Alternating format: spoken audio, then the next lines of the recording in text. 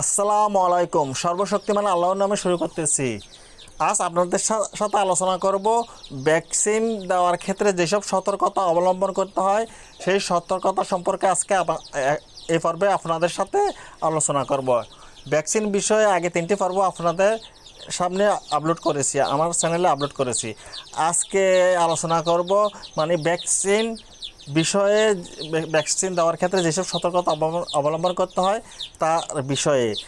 যেদিন ভ্যাকসিন করবেন সেদিন কোনো প্রকার মেডিসিন খাওয়াবেন না, অর্থাৎ ভ্যাকসিন করার 20-22 ঘন্টা আগে কোনো প্রকার মেডিসিন বা ওষুধ খাওয়ানো যাবে না, শুধু সাদা পানি চলবে।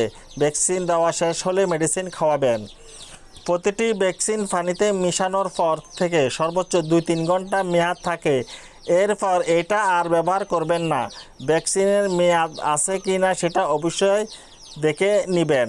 অবশ্যই ভ্যাকসিন আনার পরে ফ্রিজে ডিপে সংরক্ষণ করবেন।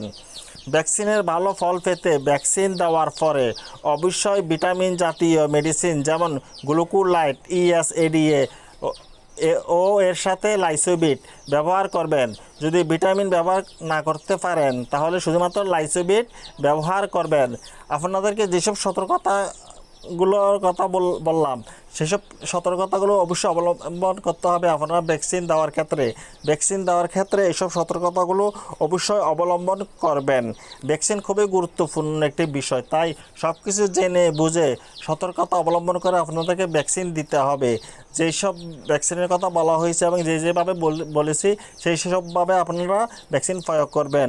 অবশ্যই ভ্যাকসিন কার্যকারিতা হবে। যে নিয়মগুলো আপনাদেরকে বলা হয়েছে ভ্যাকসিনের ব্যাপারে, যে সতর্কতাগুলো আপনাদেরকে বলা হয়েছে ভ্যাকসিনের ব্যাপারে, আপনারা সেসব নিয়মগুলো পালন করবেন এবং সতর্কতাগুলো মেনে চলবেন, তাহলে আপনার ভ্যাকসিনগুলো কার্যকারী হবে।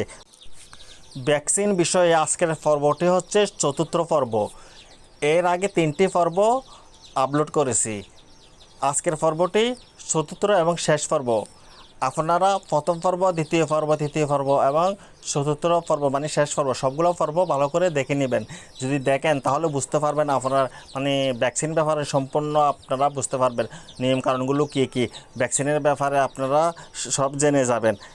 অবশ্যই সব জেনে ভ্যাকসিন প্রয়োগ করতে হবে। ভ্যাকসিনের নিয়মগুলো মেনে ভ্যাকসিন প্রয়োগ করতে হবে। সবাই ভালো থাকবেন, মুরগিকে যত্ন করে লালন পালন করবেন, মুরগিকে ভালোবেসে লালন পালন করবেন। আল্লাহ হাফেজ।